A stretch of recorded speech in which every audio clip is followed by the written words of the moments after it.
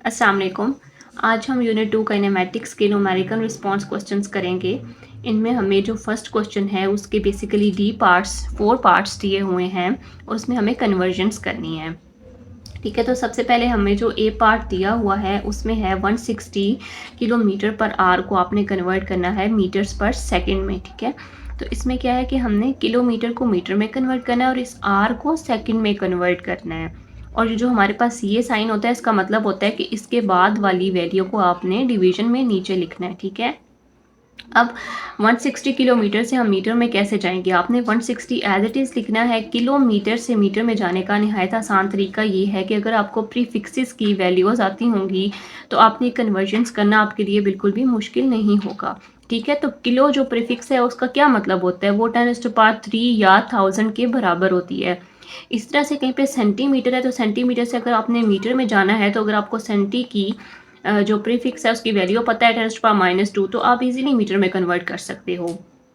Same उसी तरह से 160 किलोमीटर से मीटर में जाने के लिए हम किलो की जगह सिंपली 1000 पुट कर देंगे। ठीक है, 160 किलोमीटर था तो 160 को 1000 से मल्टीप्लाई कर दिया तो ये 160 मल्टीप्लाई 1000 मीटर हो जाएगा।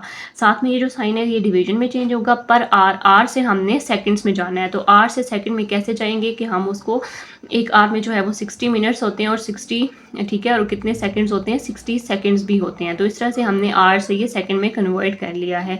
अब ऊपर इन दोनों को हमने जब मल्टीप्लाई किया तो ये वैल्यू आ जाएगी और नीचे 60 × 60 करेंगे तो 3600 आ जाएगा। इन दोनों को आपस में सॉल्व करें तो 1600 डिवाइडेड बाय 36 आएगा। इसको सॉल्व करें तो आपके पास आंसर जो है 44.44 मीटर्स पर सेकेंड आ जाएगा। ठीक है, तो हमने बेसिकली इसको मीटर पर सेकेंड में कन्वर्ट कर दिया। तो ये क्या हमारे पास या तो शायद स्पीड दी हो या वेलोसिटी दी होगी। ठीक है, इसके बाद हमारे पास जो बी पोर्शन है उसमें हमने क्या करना है, 15 किलोमीटर पर आवर स्क्वायर को हमने मीटर पर सेकंड स्क्वायर में कन्वर्ट करना है। सेम उसी तरह से 15 एज इट इज़ लिखें।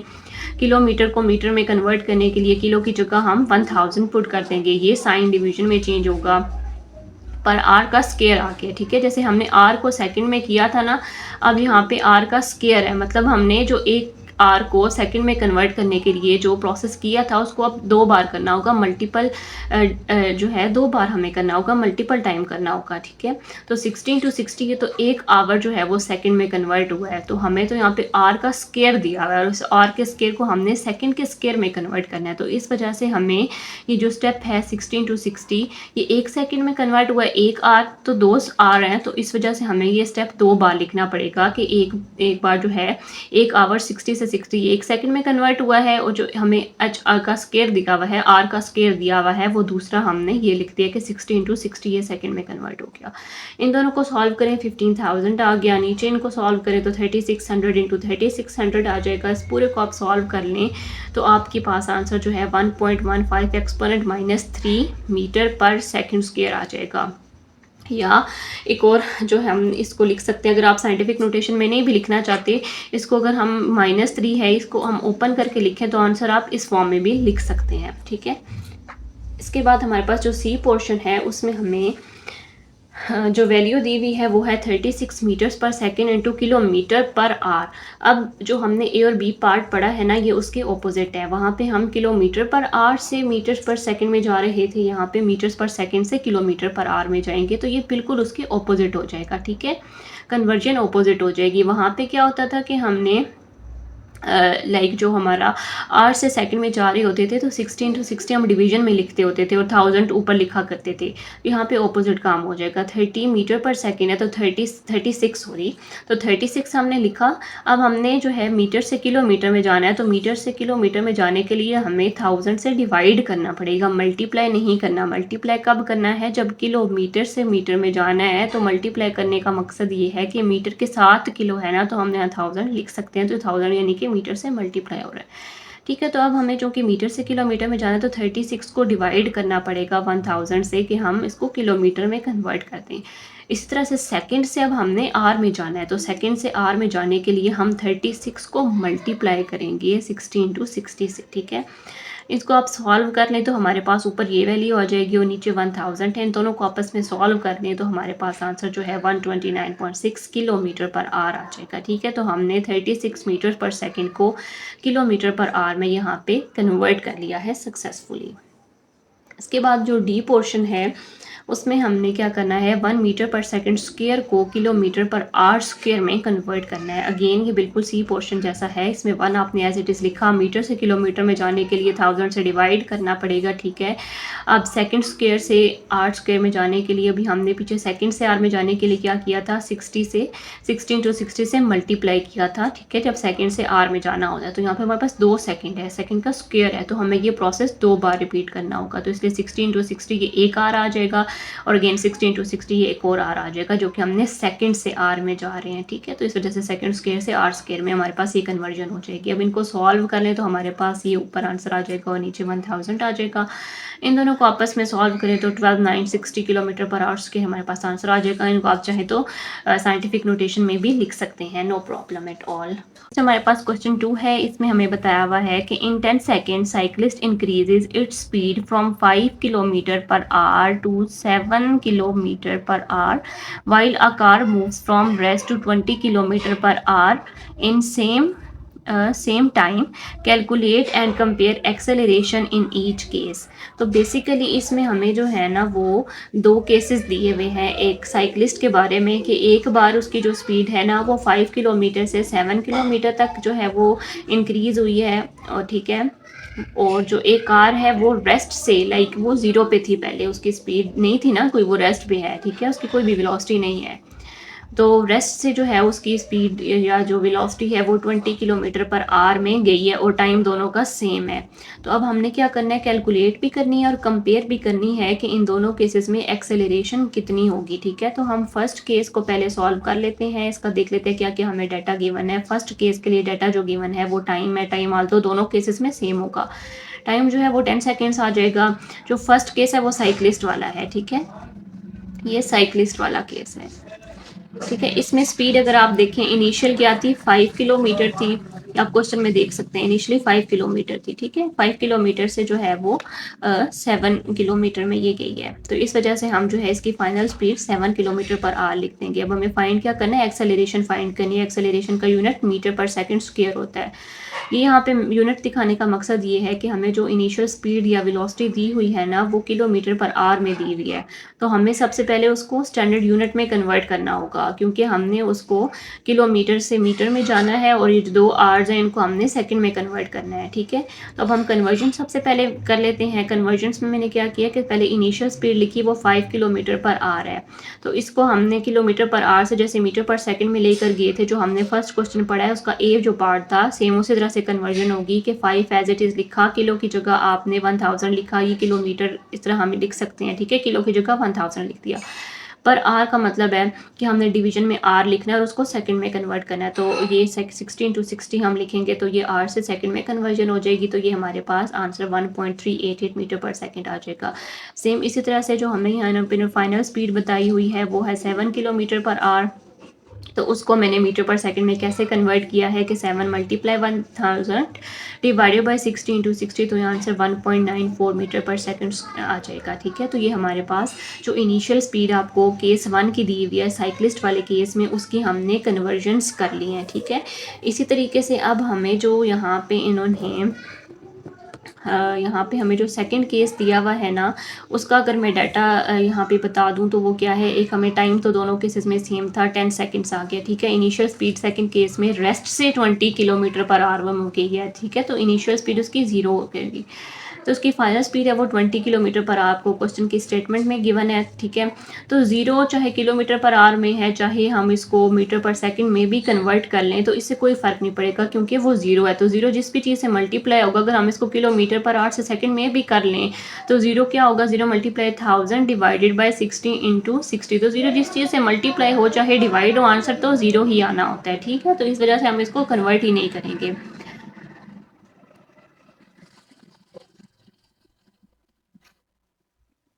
दूसरा हमें यहाँ पे फाइनल स्पीड दी हुई है वो है 20 किलोमीटर पर आवर, तो इसको हमें चूँकि कन्वर्ट करना पड़ेगा 20 किलोमीटर पर आवर से मीटर पर सेकंड में कन्वर्ट करना पड़ेगा। तो इसकी कन्वर्जन आप देख लें, इसकी हमें क्या दी हुई है कि फाइनल स्पीड हमें चूँकि 20 किलोमीटर पर आवर दी हुई है, तो इसको हमने मीटर पर सेकंड में कन्वर्ट कर देना है। तो 20 एज इट इज़ आ गया, 1000 आ जाएगा क्योंकि किलोमीटर से मीटर में हम आ रहे हैं। पर आवर जो है वो 16 टू 60 आ जाएगा, तो ऊपर जो है वो 20,000 आ जाएगा, नीचे 3600 और इसका आंसर जो है 5.555 मीटर्स पर सेकंड आ जाएगा। ठीक है, अब हमें बेसिकली यहाँ पे फाइंड क्या करना था, एक्सेलरेशन फाइंड करनी थी हमारे पास। तो अब जो फर्स्ट केस था उसकी हमने इनिशियल जो वेलोसिटी थी या इनिशियल स्पीड थी और फाइनल वेलोसिटी थी उसकी कन्वर्जन कर ली थी। ठीक है, अब हमने उसको फार्मूला में पुट करना है क्योंकि हमने एक्सेलरेशन फाइंड करनी है दोनों केसेस की और फिर उनको कंपेयर करना है। तो हम पहले एक्सेलरेशन फाइंड कर लेते हैं। एक्सेलरेशन का क्या फार्मूला है, final velocity minus initial velocity divided by time taken. तो फाइनल वेलोसिटी जो हमने मीटर पर सेकंड में निकाली है, इनिशियल वेलोसिटी जो मीटर पर सेकंड में हमने निकाली है वो यहाँ पे पुट की और टाइम दोनों केसेस में 10 ही होगा तो 10 यहाँ पे पुट किया। इन दोनों को सब्ट्रैक्ट करें तो आंसर आपके पास 0.556 आएगा। उसको 10 से डिवाइड करेंगे तो answer 0.055 metre per second square आ जाएगा, जो कि एक्सेलरेशन आ जाएगी। ठीक है, इसी तरह से जो हमें यहाँ पे सेकंड केस दिया हुआ था ना, उसकी एक्सेलरेशन भी हमने इसी तरह से निकालनी है कि फाइनल वेलोसिटी को इनिशियल में से माइनस करके टाइम से डिवाइड कर देना है। तो उस केस में अगर आप पढ़ें तो आपको ये बताया हुआ था कि जो कार है वो रेस्ट से स्टार्ट हुई है और उसकी स्पीड 20 किलोमीटर पर आवर तक गई है। ठीक है, तो इनिशियल स्पीड उसकी जो थी वेलोसिटी थी वो 0 ही आएगी। ठीक है, और फाइनल वो कहाँ तक गई है, 20 किलोमीटर पर आवर तक गई है। तो 20 किलोमीटर पर आवर को मैंने आपको कन्वर्ट करके दिखाया है कि 20 किलोमीटर पर आवर मीटर पर सेकंड में उसकी वैल्यू ये निकल रही थी 5.55। ठीक है, तो ये मीटर पर सेकंड में इसकी वैल्यू हमने ये लिखी हुई है। तो इन दोनों को डिवाइड किया तो आंसर आपके पास जो है वो 0.55 मीटर पर सेकंड स्क्वायर आंसर आ जाएगा। ये एक्सेलरेशन है।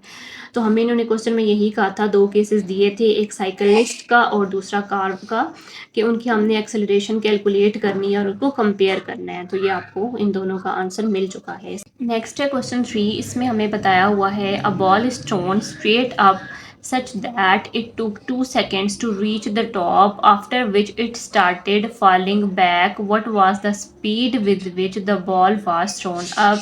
इसमें हमें कह रहे हैं कि एक बॉल है उसको हमने थ्रो किया है स्ट्रेट अप। ठीक है, इस तरीके से कि इसने जो है वो 2 सेकंड्स लिए हैं टॉप तक पहुंचने में। ठीक है, ये अगर लेट सपोज हम एक बॉल का पाथ ले लेते हैं। ठीक है, यहाँ से मैंने इसको स्ट्रेट अपवर्ड फेंका जब, तो इसने 2 सेकंड्स लिए, ये यहाँ पे टॉप पे पहुंची और इसके बाद यहाँ से इसका जो बैकवर्ड पाथ है वो इसका स्टार्ट होगी, यानी कि इसने फॉलिंग बैकवर्ड स्टार्ट कर दी। अब ये पूछ रहे हैं कि what was the speed which the ball was thrown. अब वो पूछ रहे हैं कि यहाँ से 2 सेकंड तो उसने टाइम लिया, लेकिन यहाँ जब मैंने इसको थ्रो किया ना तो इसकी स्पीड कितनी थी, मैंने उसको कितनी स्पीड से थ्रो किया। ठीक है, हमने ये इनिशियल स्पीड फाइंड करनी है और फाइनली आके जब फॉल बैक करेगी तो रेस्ट पे तो आ जाएगी ना, तो वी एफ हम यहाँ पे 0 लेंगे। ठीक है, फाइनली रेस्ट पे ही आना है इसने, तो इनिशियल स्पीड हमने यहाँ पे फाइंड करके बतानी है। तो अब हम देख लेते हैं इसमें हमें डाटा कौन कौन सा गिवन है वो लिख लेते हैं। सबसे पहले हमें टाइम 2 सेकंड्स बताया हुआ है। वी आई हमें या इनिशियल वेलोसिटी फाइंड करनी है। फाइनल वेलोसिटी अल्टीमेटली 0 हो जाएगी, मैंने अभी आपको बता दिया इसका रीज़न। वी आई हमें फाइंड आउट करना है, तो इसके लिए हम फार्मूला यूज़ करेंगे। इसके लिए हम ये इक्वेशन ऑफ मोशन यूज़ करेंगे, v f is equals to v i plus g T.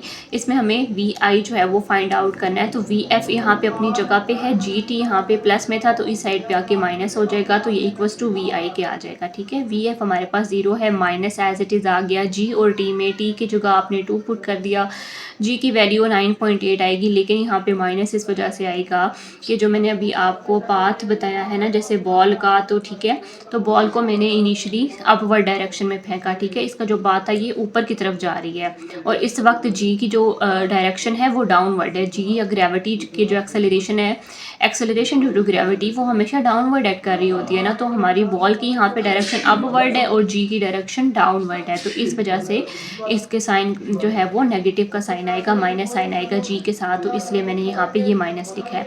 तो इन दोनों को आप मल्टीप्लाई करें तो 19.6 आएगा, ये माइनस माइनस प्लस हो जाएगा, तो इसको लिखने की ज़रूरत नहीं है। तो हमारे पास जो इनिशियल वेलोसिटी है वो 19.6 मीटर पर सेकंड आ जाएगी। इसका क्या मतलब है कि जब हमने बॉल को फेंका तो हमने इनिशियली 19.6 मीटर पर सेकंड की वेलोसिटी से इसको हमने ऊपर की तरफ थ्रो किया और इसने 2 सेकंड्स लिए, ये टॉप पॉइंट पे पहुंची और फिर उसके बाद वो नीचे बैकवर्ड आना शुरू हो गई, अल्टीमेटली एट रेस्ट पे वो आ गई। ठीक है, इसके बाद हमारे पास फोर्थ क्वेश्चन है। इसमें हमें ये बताया हुआ है कि a car is moving with uniform velocity at 20 meter per second for 20 seconds, then the brakes are applied and it comes to rest with uniform deceleration in 30 seconds. Plot the graph to calculate the distance. ठीक है, इसमें हमें बता रहे हैं कि एक car है, वो मूव किससे कर रही है, यूनिफॉर्म वेलोसिटी से, और उसकी यूनिफॉर्म वेलोसिटी कितनी है, 20 मीटर पर सेकंड है, और टाइम यहाँ पे 20 सेकंड दिया हुआ है कि 20 सेकंड्स तक वो यूनिफॉर्म वेलोसिटी से मूव करती रही है। ठीक है, और 20 सेकंड्स के बाद क्या है कि ब्रेक सप्लाई कर दी गई है। ब्रेक सप्लाई करेंगे तो क्या होगा, रेस्ट पे आ जाएगी। ठीक है, और इस वक्त उसकी डेसेलरेशन होगी, यूनिफॉर्म डेसेलरेशन होगी। ठीक है, यूनिफॉर्म डेसेलरेशन का मतलब कि एक्सेलरेशन अब नेगेटिव डायरेक्शन में हो जाएगी, लाइक वो आगे मूव कर रही थी, जैसे ब्रेक सप्लाई होंगी तो वो थोड़ी सी पीछे की तरफ आ जाती है और बॉडी स्टॉप कर जाती है, और डेसेलरेशन 30 सेकेंड्स तक होगी। अब हमने यहाँ पे प्लॉट करना है ग्राफ डिस्टेंस को कैलकुलेट करने के लिए। ठीक हो गया। अब यहाँ पे ये हमने सबसे पहले तो करना है कि जो जो चीज़ें गिवन है डाटा, ठीक है, उसको हम लिख लेते हैं। गिवन हमें फाइनल इनिशियल वेलोसिटी सबसे पहले दी हुई है, जो कि 20 मीटर पर सेकंड, जो हमें यहाँ पे बताई हुई है कि कार जो है वो यूनिफॉर्म वेलोसिटी से मूव कर रही है। और T1 ये टाइम हमें 20 सेकंड्स का दिया हुआ है, साथ में VF जो है वो 0 यानी कि वो रेस्ट पे आ गई थी ना डेसेलरेशन के बाद। ठीक है, और T2 जो है वो डेसेलरेशन का टाइम हमें 30 सेकंड्स दिया है, और जो T2 है वो हमें 30 सेकंड्स दिया हुआ है, तो हमने 30 सेकंड यहाँ पे पुट कर लिया।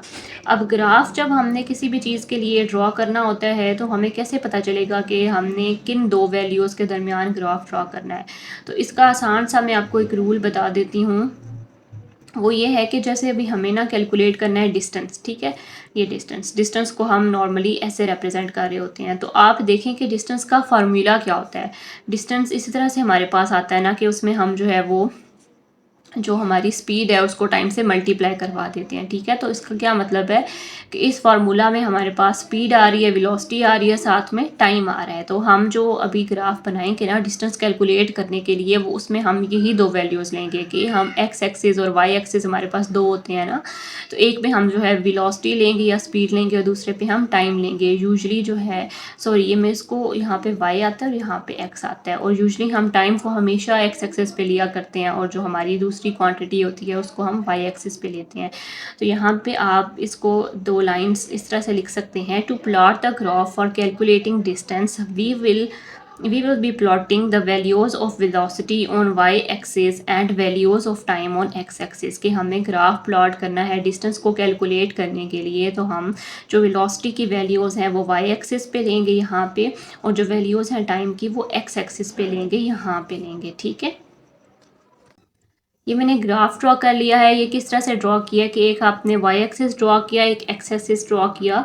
वाई पे भी हमने बताया कि हम वेलोसिटी की वैल्यूज़ लेंगे, और एक्स पे जो है हम टाइम की वैल्यूज़ लेंगे। तो स्टेटमेंट अगर पढ़ें तो उससे हमें ये पता चलता है कि बॉडी ने पहले जो उसकी इनिशियल वेलोसिटी थी वो उसने 20 तक कवर की है। ठीक है, उसके बाद हमें आगे कोई वैल्यू नहीं दी हुई, तो इसलिए मैंने जो वेलोसिटी वाई एक्सिस पे ली है ना, उसकी वैल्यू 0 से लेकर 20 तक ली है। फिर यहाँ पे आ जाए, टाइम जो है वो अगर आप डेसेलरेशन तक देखें ना तो वो 30 सेकंड्स दिया हुआ है, उससे पहले 20 दिया हुआ है। वो तो फर्स्ट केस में है ना कि वो 20 की स्पीड तक वो जाती रही है, वेलोसिटी तक 20 सेकंड्स तक, और उसके बाद ब्रेक सप्लाई हुई है 30 सेकंड पे जाके वो डेसेलरेशन पे आ गई है। ठीक है, तो ये इस तरह से आ जाएगा।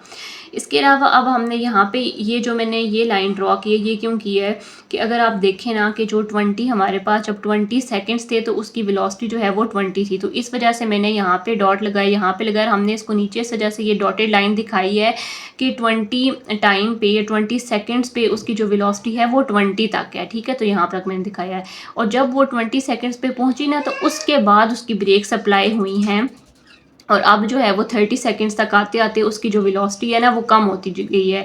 ये जो हमें ये वाली लाइन ड्रॉ होती हुई दिखाई दी है, जो नीचे की तरफ आ रही है, फॉलिंग में आ रही है, ये हमें वेलोसिटी शो कर रही है कि उसकी वेलोसिटी अब आते आते 0 हो गई, और नीचे टाइम 30 के बिल्कुल आके करीब ही है, यानी कि 30 पे आके इसकी जो वेलोसिटी है वो बिल्कुल 0 हो गई है। ठीक है, तो अब हमारे पास इस तरह से ये ग्राफ आपने ड्रॉ कर लेना है। अब हमें बेसिकली इस ग्राफ से फाइंड क्या करना था, डिस्टेंस फाइंड करना था। तो डिस्टेंस के लिए हम एरिया अंडर द ग्राफ लगाएंगे। तो डिस्टेंस को ऐसे रिप्रेजेंट कर देना है, area under the graph area of rectangle plus area of triangle आ जाएगा। ठीक है, एरिया ऑफ रेक्टेंगल क्या होता है, बेस इंटू हाइट, और उसमें हमने प्लस करना है, सम करना है एरिया ऑफ ट्रायंगल जो कि है 1/2 बेस इंटू हाइट। ठीक है, अब पहले हम जो है रेक्टेंगल को अगर देखें तो इसकी बेस और इसकी हाइट क्या है, ये इसकी बेस आ जाएगी और ये इसकी हाइट आ जाएगी। तो ये 20 इंटू 20 आ जाएगा। ठीक है, ये प्लस 1/2 तो एज इट इज़ है। अब जो हमारे पास ट्राइंगल बन रही है उसकी बेस और उसकी हाइट देखनी है। तो अब जो हमारे पास ट्राइंगल है ना वो यहाँ से स्टार्ट हुई, 20 तो इस रेक्टेंगल का पार्ट था। तो अब ठीक है, तो अब हमने ट्राइंगल जो है ये कंसिडर करनी है। तो इसकी बेस को हम 30 लेंगे। ठीक है, ये 30 होगी और इसकी हाइट अगर देखी जाए तो वो सेम ही है जो इसकी थी। और इस ट्राइंगल की अगर हम हाइट देखें तो वो 20 ही आ रही है। तो 30 इंटू 20 ये आ जाएगा। हम इसको सॉल्व कर लेंगे आपस में, तो हमारे पास आंसर जो है वो 700 मीटर आ जाएगा। अच्छा, ये जो है आपकी जो न्यू बुक है ना उसमें आंसर इसका आई गेस 1000 मीटर और 1 किलोमीटर आंसर दिया हुआ है। वो इस वजह से दिया हुआ है कि जो इस बार आप लोगों की बुक आई है ना तो उसमें कुछ न्यूमेरिकल्स बिल्कुल सेम है जो कि आपकी पिछले साल की बुक में थे। तो उसमें इन्होंने ये किया है कि यहाँ पे जो 20 सेकेंड ये वाला टाइम दिया हुआ है ना आई गेस, तो पुरानी बुक में ना सॉरी ये 30 सेकेंड वो 60 तक दिया हुआ है। बाकी न्यूमेरिकल सारा सेम है, फ़र्क सिर्फ इसमें ये है कि वहाँ पे 60 सेकेंड्स था और यहाँ पे 30 हमें जो है क्वेश्चन में दे दिया। ठीक है, न्यूमेरिकल में ये चेंज किया है। जब हम इसमें 60 पुट करते हैं तो हमारा आंसर जो है ना वो 1000 मीटर या 1 किलोमीटर आता है। और वो आंसर पुरानी बुक में और आपकी बुक जो अभी है उसमें इन्होंने आंसर पुरानी बुक वाला दे दिया है, लेकिन न्यूमेरिकल में एक वैल्यू ये चेंज कर दिया 30। तो यहाँ 30 की जगह आप 60 पुट करेंगे और इसको सॉल्व करेंगे ना तो फिर आपका आंसर जो अभी आपकी बुक में है 1000 मीटर या जो कि इक्वल है 1 किलोमीटर के, तो ये आंसर यही आता है। वो इस वजह से कि आपकी बुक में ये मिस्टेक है, इन्होंने न्यूमेरिकल एज इट इज़ वही लिखा लेकिन यहाँ की वैल्यू चेंज कर दी। ठीक है, ये 30 की जगह 60 वहाँ पे वैल्यू थी, यहाँ पे इन्होंने 30 कर दी, लेकिन आंसर जो है वो ठीक लिखना ये भूल गए हैं। ठीक है, तो आपका आंसर ये करेक्ट आएगा, वो गलत है बुक में।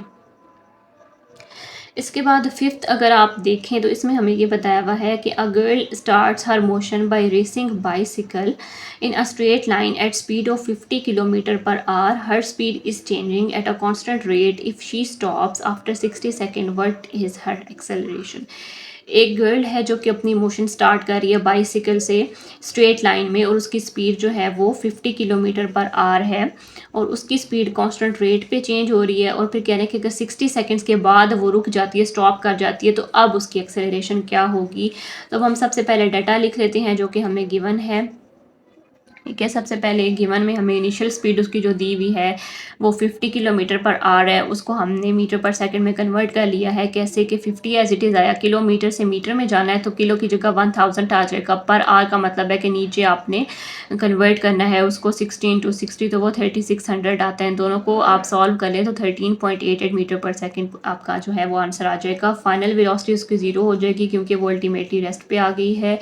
इसके बाद जो एक्सेलरेशन हमें चूँकि फाइंड करनी थी तो उसका formula final velocity minus initial velocity divided by time होता है। तो फाइनल वेलोसिटी 0 आ जाएगी। इनिशियल वेलोसिटी जो भी हमने ऊपर मीटर पर सेकंड में ये निकाल ली है 13.88, वो यहाँ पे पुट करें और उसको डिवाइड कर देंगे तो ये 0.23 मीटर पर सेकंड स्क्वायर आ जाएगा। और दूसरी बात आप यहाँ पे ये कह सकते हैं कि 0 में से हमने जब माइनस किया है तो यहाँ पे साइन माइनस का आएगा। तो माइनस ही आएगा क्योंकि जब हमारे पास एक बॉडी मूव कर रही थी और अब जब वो रेस्ट पे आ जाती है, उसकी ब्रेक्स अप्लाई किए जैसे इस केस में बाइसिकल पे थी, ब्रेक अप्लाई हो तो हमेशा वहाँ पे डेसेलरेशन होती है। ठीक है, या रिटार्डेशन होती है और वो हमेशा नेगेटिव में ही होती है। तो इन्होंने पूछा कि एक्सेलरेशन उसकी क्या है, तो एक्सेलरेशन आप अगर नेगेटिव में लिख देंगे साथ एक्सप्लेन एक लाइन में कर दें तो ये ज़्यादा बेहतर हो जाएगा। ठीक है, तो ये आपके जो है फिफ्थ क्वेश्चन यहाँ तक कंप्लीट हो गए। के बाद आपका सिक्स्थ क्वेश्चन है, इसमें कहा हुआ है consider the following speed time graph tell.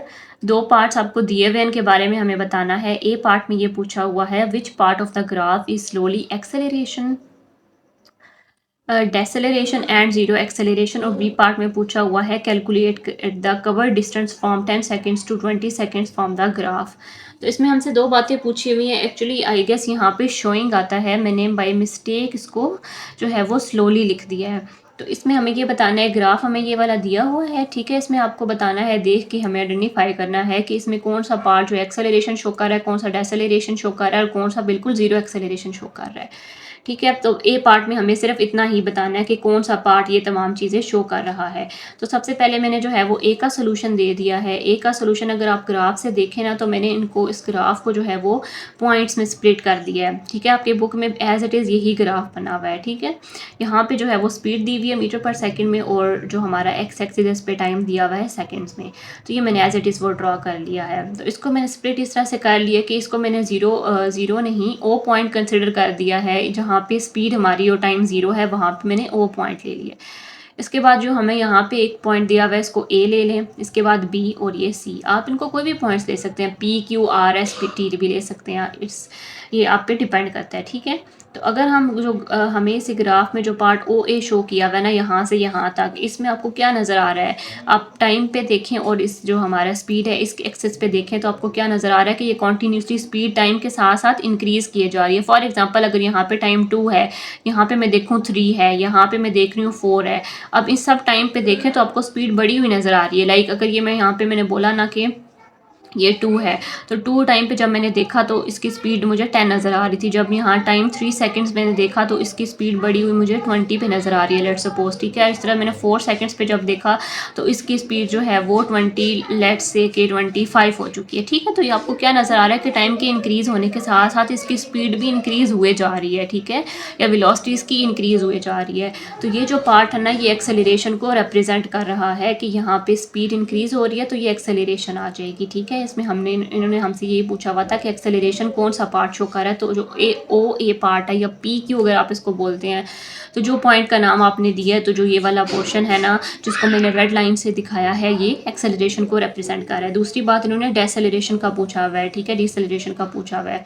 तो इसमें अगर आप बी सी पार्ट देखें ना, जो आपके पास ये दिखाया हुआ है, जैसे ये वाली लाइन जो मैंने मार्कर से ड्रॉ की है, बी सी, डिसेलरेशन हमसे पूछा था, डिसेलरेशन का बताना है। तो डिसेलरेशन के लिए हम ये बता सकते हैं कि जो ग्राफ में पार्ट बी सी हमें दिखाया हुआ है, it shows that the speed is decreasing, it is deceleration, या दिस पार्ट रिप्रेजेंट डिसेलरेशन। आप इस दोनों तरीके से इसको लिख सकते हैं। ये आ गया हमारे पास बी सी पार्ट।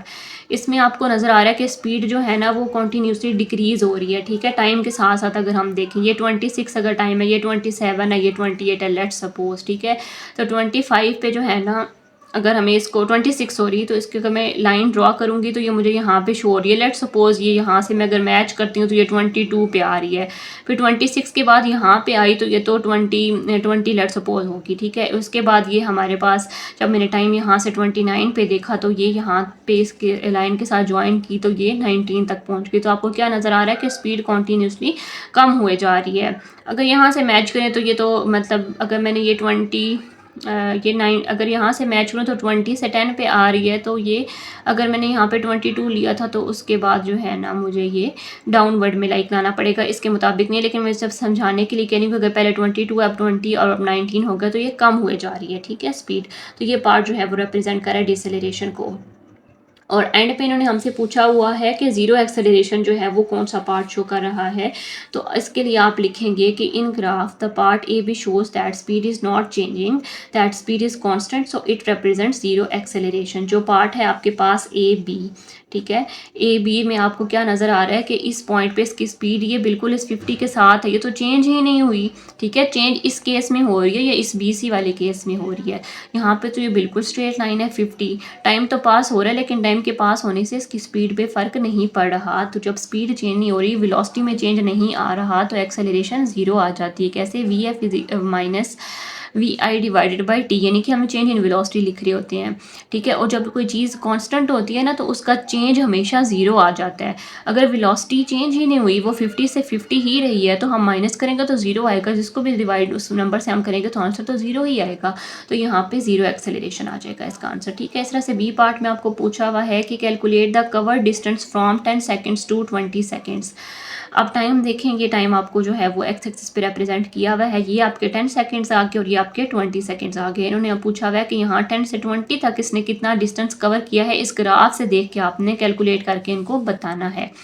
तो इसके लिए बी पार्ट जो है मैंने सॉल्व किया हुआ है इस तरह से कि डिस्टेंस हम फाइंड करते हैं एरिया अंडर द ग्राफ, या जो भी हमें जितना पोर्शन चूँकि इसमें दिया हुआ है ना कि सिर्फ 10 सेकंड से 20 सेकंड, तो हम इसमें पूरा एरिया नहीं कैलकुलेट करेंगे। अगर ये हमें कहते हैं ना कि calculate from the graph distance, अगर हमें लेट सपोज कैलकुलेट करना, तो हमें पूरे ग्राफ का कैलकुलेट करना पड़ना था। उसमें हमने देखना था कि कोई कितने रेक्टेंगल्स आ रहे हैं, कोई ट्रायंगल भी आ रही है तो उसका हमें एंड पे सम लेना था। 2 ट्रायंगल्स आ गई हैं या 2 रेक्टेंगल्स आ गए हैं तो उनका हमें एंड पे सम लेना था। लेकिन यहाँ पे इन्होंने हमें खुद ही बाउंड कर दिया है कि सिर्फ 10 सेकंड से जो 20 सेकंड का टाइम है ना, उसमें सिर्फ आपने डिस्टेंस बताना है।